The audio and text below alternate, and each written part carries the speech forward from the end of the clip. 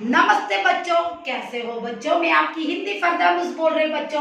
अच्छा बच्चों, हमने छठवीं कक्षा में यानी 6th स्टैंडर्ड में पिछले पार्ट में क्या देखा था, आपको याद में है? हाँ बच्चों, हमने एक अच्छा सा पद्य का मतलब क्या है, पोएट्री देखा था। ठीक है बच्चों, पहले मैं आपकी किताब को दिखा देती हूँ, देख के। ये है आपका 6th स्टैंडर्ड का किताब। हाँ, अब हम पिछले पार्ट में कौन सा पद्य देखा था, आपको याद में है? हाँ बच्चों, मानव आदर्श ये देखा था हमने। इसमें क्या बोला था? मानव को बहुत रिस्पेक्ट से रहना चाहिए। पहले हमने उनके कवि परिचय के बारे में देखा था। रामधारी सिंह दिनकर वो कवि है ये पद्य के, है ना। ये देखो बच्चों, हमने पद्य में कौन सा देखा था? मानव आदर्श। ये श्री रामधारी सिंह दिनकर का पद्य है। इसमें उन्होंने क्या बोला है? कौन है आदर्श मानव, उसके गुणों को कैसे प्रकट करता है, इसमें हम इस पद्य में देखा था। एक मिनट बच्चों, मैंने चित्रों को आपको दिखाया था, ये पिछले पार्ट का चित्र है। हाँ, ये है रामधारी सिंह दिनकर। ये सब अपने जिंदगी में देखो, चीटी देखो कितना अच्छा आपके बैग को हाँ चुना है। देखो तब कितना तकलीफ है जिंदगी, उसे कैसे जीतना है, वही है मानव आदर्श यानी respective ideal man, respective person सब बोला जाता है। अच्छा बच्चों, इस आदर्श में सच्चा चित्रण का उन्मयान ट्रूथ बोलते हैं ना, उसी कैरेक्टर को बोला है। और पैसे कमाना मुश्किल है, लेकिन जिंदगी में पैसे कमाना मुश्किल है। अगर वो कमा दिया तो उसमें क्या आएगा? कपट, चाल, हाँ तमिल में हम क्या बोलते हैं? सूची बोलते हैं, फ्रॉड बोलते हैं। बहुत ज्यादा पैसा कमाने से जिंदगी को हम व्यर्थ किए जाते हैं। आदर्श मानव क्या करता है? कठिन परिश्रम से पीछे मुंह नहीं मोड़ता और सच्चे रास्ते में जाता है। वो रास्ते को अच्छा सा वो पकड़ लेता, कैच कर लेता है। और उसी प्रकार एनर्जेटिक मैन होता है, श्रम है, अपने हाथों से अपने भलों से भाग्य को ना समझकर वो हार्ड वर्क करके जिंदगी को बहुत अच्छा कमाता है। वही तो सच्चा आदर्श मानव है। ये हमने पिछले पार्ट में देखा था। आज हम पार्ट 7 व्याकरण में वर्ण है। वर्ण का मतलब क्या है? अल्फाबेट्स। एक मिनट बच्चों, पहले मैं चित्र को दिखा देती हूँ। ये है वर्ण का चित्र। हाँ, ये क्या है? वर्ण का मतलब क्या है? स्वर और व्यंजन। और ये दोनों को हमने हाँ अब पढ़ने वाले हैं। और वर्ण में क्या बोला है अल्फाबेट में, इसके बारे में अब हम पढ़ेंगे। यहाँ पे देखो, ये है आपका पाठ वर्ण। वर्ण इज अल्फाबेट लेटर्स को बोला जाता है। ये अक्षर यहाँ पे, ये अक्षर की वजह से हमें क्या करना चाहिए? ग्रामर को हाँ पूरा ले लो। हाँ, इसमें क्या क्या पढ़ना है, कैसे व्याकरण को देखना है, इसे हमें देखना चाहिए। एक मिनट बच्चों, हाँ अब हम वर्ण में क्या क्या देखने वाले हैं और क्या क्या पढ़ाने वाले हैं, ये अब हम देखेंगे। भाषा के वाक्य। भाषा इज ए लैंग्वेज। भाषा इज ए लैंग्वेज। हाँ, लैंग्वेज। और वाक्य इज ए सेंटेंस। हाँ, वाक्य इज ए सेंटेंस। भाषा इज ए लैंग्वेज, वाक्य इज ए सेंटेंस। वाक्य शब्द से, हाँ सेंटेंस किससे बनता है? शब्द, वर्ड से बनता है। हाँ, वर्ड से बनता है। ये वर्ड किससे बनता है? वर्ण से यानी लेटर से। हाँ, जब वर्ड मिलता है तो किससे मिलता है? लेटर से। समझ में लाओ बच्चों। और वर्ण लिखित भाषा की सबसे छोटी इकाई है, इसे अक्षर भी कहा जाता है। वर्ण इज अल्फाबेट लेटर्स को बोला जाता है और इसका एक छोटी इकाई भी बोलते हैं। उसका दूसरा नाम है छोटी इकाई। उसका अक्षर भी कहा जाता है, लेटर भी कहा जाता है, इकाई भी बोला जाता है। इकाई, छोटा इकाई। हाँ, छोटा इकाई। और क्या बोलते हैं? हाँ, अक्षर भी, लेटर भी बोला जाता है, अक्षर। वर्ण इज अ अल्फाबेट, याद में रखो बच्चों, वर्ण इज अ अल्फाबेट, भाषा इज अ लैंग्वेज, वाक्य is a sentence. So sentence कैसे बनता है? शब्द से। शब्द कैसे बनता है? वर्ण यानी इकाई, अक्षरों से। समझ में लाओ। और कथित भाषा की सबसे छोटी इकाई ध्वनि का लिखित रूप ही वर्ण है। हाँ, कथित भाषा मीन्स राइटिंग में बोलने वाला, you have to writing your letter, उसे लिखित के रूप में दिया जाता। कैसे? वर्ण के लेटर से, उसी को हम ध्वनि आवाज से बोलते हैं।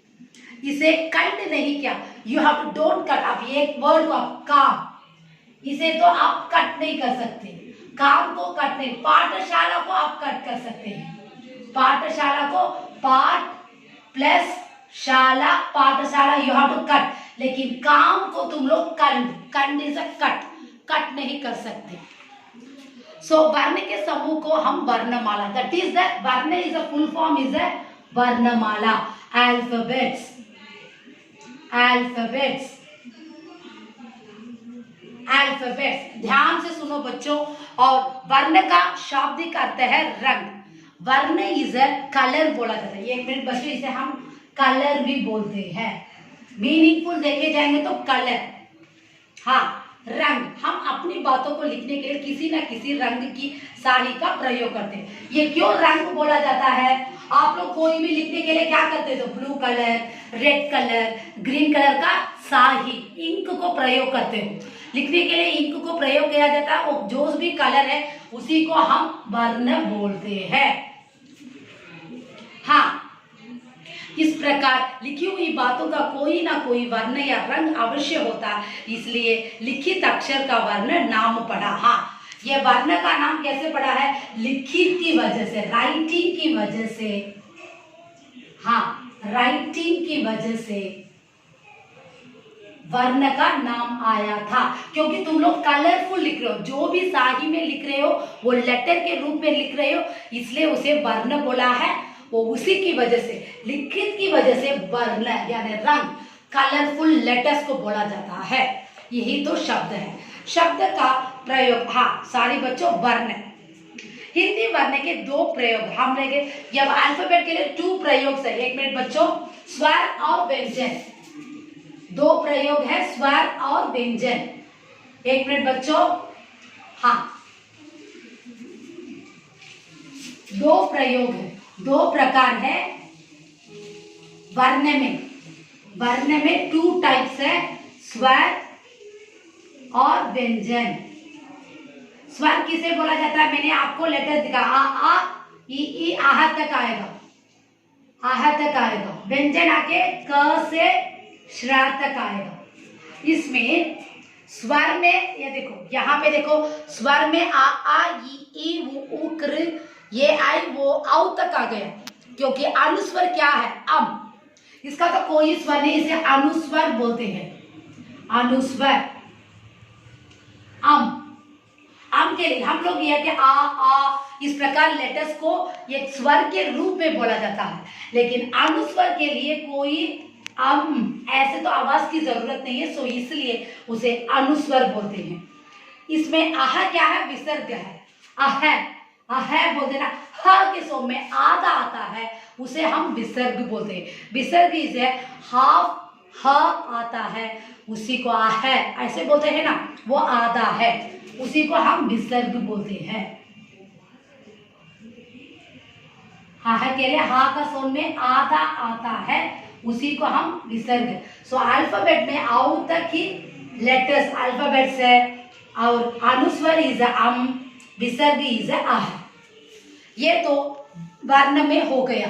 अब हम ये देखो, अल्फाबेट्स में हमने पूरा दिखा। देखो व्यंजन में देखो, ये पूरा लो, व्यंजन में पूरा कक ग ञ च झ झ। उसमें नीचे देखो क्या दिया है। हिंदी में कुछ संयुक्त व्यंजन है। कौन सा है संयुक्त व्यंजन? यू हैव टू इश, अ, र, इक, अ, श। ये सब स्वर में मिलते हैं। किसमें मिलते हैं? वॉवल्स में मिला जाता है। अच्छा बच्चों, अब हम वर्ण चले, हो गया। अब हम शब्द आने वाले, वर्ड्स। 1 मिनट बच्चों, पहले मैं आपको ये चित्र दिखा देती हूँ। ये क्या है? जग, जग। ये चित्र को देखो। और ये क्या? हाथी, हाथी। यन, यन। और केला यानी फल, सॉरी बच्चों, फल। और पानी। ये सब शब्द में आ रहा है, वर्ड्स में आ रहा है। क्या में आ रहा है? वर्ड्स में आ रहा है। अच्छा, सेकंड देखो, अब आगे पार्ट 7 आज में हम ग्रामर लेने वाले हैं। पहले वर्ण में हमने अल्फाबेट्स को, वर्ण क्या बोला है, रंग, उसे लिखित के रूप में बोलने वाले को रंग, हम कोई भी शाही से लिखते हैं लेटर्स को, इसलिए उसे वर्ण माला आया है, ये हमने देखा था। आप वो स्वर और व्यंजन वो दोनों आप जानते हैं। अब हम पार्ट 8 में व्याकरण शब्द वर्ड को देखने वाले। शब्द का मतलब क्या है, वर्ड। हाँ, हम कभी कभी अपने मन के विचारों को, यू हैव टू, तुम्हारे मन के थॉट्स को व्यक्त करने के लिए एकदा शब्द, आप एक वर्ड को प्रयोग करते हो और एक शब्द में हमारा काम पूरा रूप से पूरा भी हो जाता। जो भी एक शब्द बोलते उसी में हमारा पूरा काम हो जाता। எல்லா வேலையும் ஒரே வார்த்தையில நமக்கு முடிஞ்சிடும்। இதை முடிச்சிருங்கன்னு சொன்னா முடிச்சிருவாங்க। इस प्रकार इससे हम भाषा में शब्द का महत्वपूर्ण लैंग्वेज में एक इंपॉर्टेंस को दिया जा रहा है, वही को हम शब्द भाषा, वर्ड लैंग्वेज का महत्वपूर्ण इकाई है। इकाई है, हम लेटर्स को बोलते हैं, लेटर्स की वजह से वर्ड आता है, वर्ड से सेंटेंस बनता है। ये मैंने पहले भी चलाया है। सार्थक ध्वनि समूह का हम शब्द कहते हैं। यू हैव टू नॉर्मली सार्थक ध्वनि को ग्रुप में बोला जाता है, ग्रुप वर्ड्स के लिए बोला जाता है। और व्यक्ति रचना या बनावट प्रयोग, you have to create words, use words, इसको 3 दृष्टि में बोलते हैं, 3 टाइप्स में वर्गीकरण। वो क्या क्या है, तत्सम शब्द, तद्भव शब्द, देशाज शब्द, विदेशी शब्द। पहला वाला तत्मस, तत्मस शब्द के लिए क्या है, हाँ, तत्मस शब्द आके संस्कृत वर्ड है। ये क्या है, संस्कृत वर्ड। हाँ, संस्कृत वर्ड में क्या क्या आता है, ये संस्कृति के भाषाओं को प्रयुक्त किया जाता। अगिन, अशुर, अगिन, अशुर, हाँ, ये सब संस्कृत वर्ड्स को हम तत्सम शब्द बोलते हैं। वेट बच्चों, वेट, अशुर आदि, मैंने 2 एग्जाम्पल लिखा, सारा आपके किताब में है। सेकेंड वन देखो, तद्भव शब्द, ये भी संस्कृत वर्ड में थोड़ा सा डिफरेंट आएगा, हिंदी के रूप में आएगा। ये भी संस्कृत वर्ड है, लेकिन सेम चेन, थोड़ा सा सम चेन, जैसे आग, आंसू, ये सब क्या है, संस्कृत वर्ड, हिंदी के रूप में आएगा संस्कृत में, आग, आंसू आदि। नेक्स्ट, थर्ड वन, हाँ, देशाज शब्द, इंडियन लैंग्वेज। देशाज शब्द क्या है, इंडियन लैंग्वेज, इसे इंडियन लैंग्वेज बोला जाता है, इंडियन लैंग्वेज। हाँ, ये आगे संस्कृत। देशा शब्द इंडियन लैंग्वेज में क्या बोला जाता है, पेट, हाँ, जूता आदि, ये सब इंडियन लैंग्वेज में आता है, इतने टाइप्स है वर्ड्स में। और विदेशी मीन्स फॉरेन, बाल, जमीन, चाय, प्याला, अमीर, बटन, ये सब फॉरेन लैंग्वेज में बोला जाता है। अच्छा बच्चों, you have to create and बनावट, मिक्सिंग ग्रामर में 3 भेद है। रूढ़ शब्द, व्हाट इज द रूढ़ शब्द, वर्ड को कट नहीं किया जाता, दैट इज द रूढ़ शब्द। वर्ड को कट नहीं किया जाता, दिस इज द रूढ़ शब्द। मैंने आपको शॉर्ट से, जिन्होंने शब्दों के कंड किए नहीं जाते और कंड करने पर उसका कुछ, हाँ, ये देख लो, उसका कुछ आके आप कंड नहीं कर सकते, उसी को हम शब्द, रूढ़ शब्द बोलते हैं। प्लीज बच्चों समझ में लाओ, रूढ़ शब्द। हाँ, अच्छा बच्चों, रूढ़ शब्द बोला जाता है। यौगिक शब्द क्या है, यौगिक शब्द इसे हम mixer types, 2 types of words, mixing में पाठशाला, देव प्लस आलय, इसे आपको सेपरेट करके कंड कर सकते हैं। पहले वाले को एक वर्ड, उसका एग्जाम्पल दिया देखो, फर्स्ट वर्ड में रूढ़ शब्द के लिए वर्ड को कट नहीं किया जाता। क्या क्या है, हाथ, रात, कुर्सी, कलम என்ன பண்ண முடியாது, கட் பண்ண முடியாது, ஒரே வார்த்தையில சொல்லிடலாம்। ஆனா யோகிक शब्दல ரெண்டா பிரிக்கலாம் நீங்க टू वर्ड्स को आप सेपरेट कर सकते हैं उसी को हम mixed and two types of words भी बोल सकते हैं दो या दो से रूढ़ शब्द के मेल में योग रूढ़ அப்படினா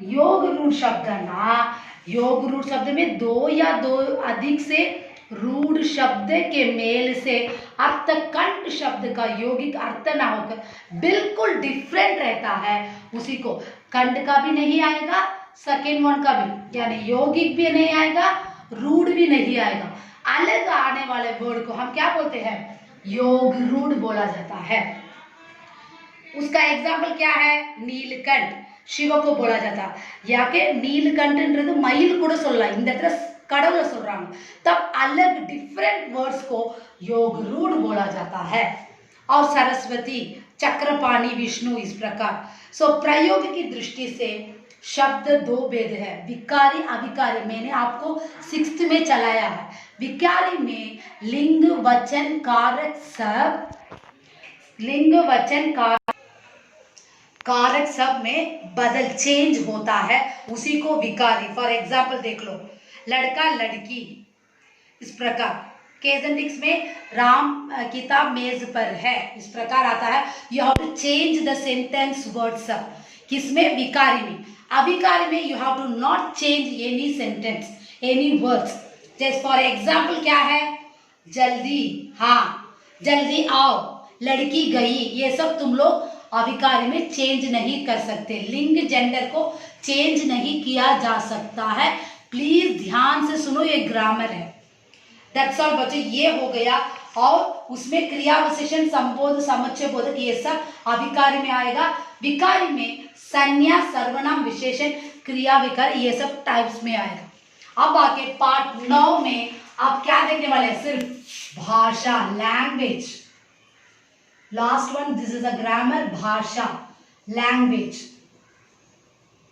लैंग्वेज में हम क्या देखेंगे ये है आपका लैंग्वेज यहाँ पे देखो 9th वन लैंग्वेज ये जस्ट मैं आपको बोल के दिखा देती हूँ बहुत इजी है लैंग्वेज समझ में आया ना लैंग्वेज क्या है हाँ what is the meaning of language भाषा व माध्यम है जिसके द्वारा लोग अपने भाव you have to feeling your thoughts ideas को दूसरों से पहुंचाते हैं उसी को हम क्या बोलते हैं लैंग्वेज मनुष्य चिंतनशील प्राणी you have to said man मनुष्य पातींगनाले और कवலையான ஒரு உயிரினம் தான் जीवन है लाइफ का उनका जिंदगी है वह चाहता है कि वह अपने मन के विचारों को दूसरों से இப்போ நீ ஒரு விஷயம் மனசுல இருந்து சொல்லணும்னு நினைச்சா அடுத்தவங்க சொல்லணும் எப்படி சொல்லுவ உன்னோட लैंग्वेज சொல்லு तुम्हारे भाषा में बोलोगे तुम्हें समझ में आएगा इसके लिए उसे परिवर्तन में पर्याप्त नहीं होता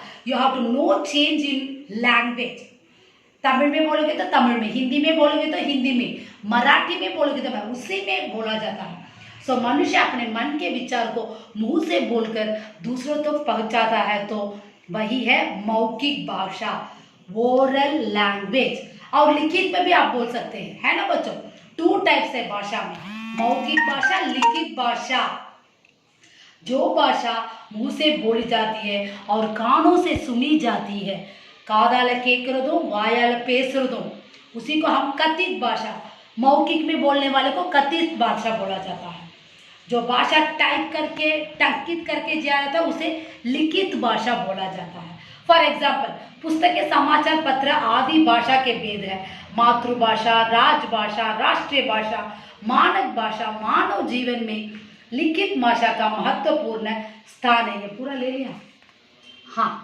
अच्छा बच्चों यहाँ पे ये ग्रामर समाप्त हो रहा बच्चों प्लीज़ बच्चों पढ़ाई में ध्यान दीजिए कोविड-19 में मत जाइए बाहर मैंने 3 ग्रामर आपको चलाया है कोई डाउट है तो मुझे फ़ोन करके पूछना क्लासेस में असाइनमेंट पूरा लिखिए बच्चों आपको इस मंथ के एंड में मिड टर्म टेस्ट आ रहा है पूरा रिवीजन कीजिए धन्यवाद।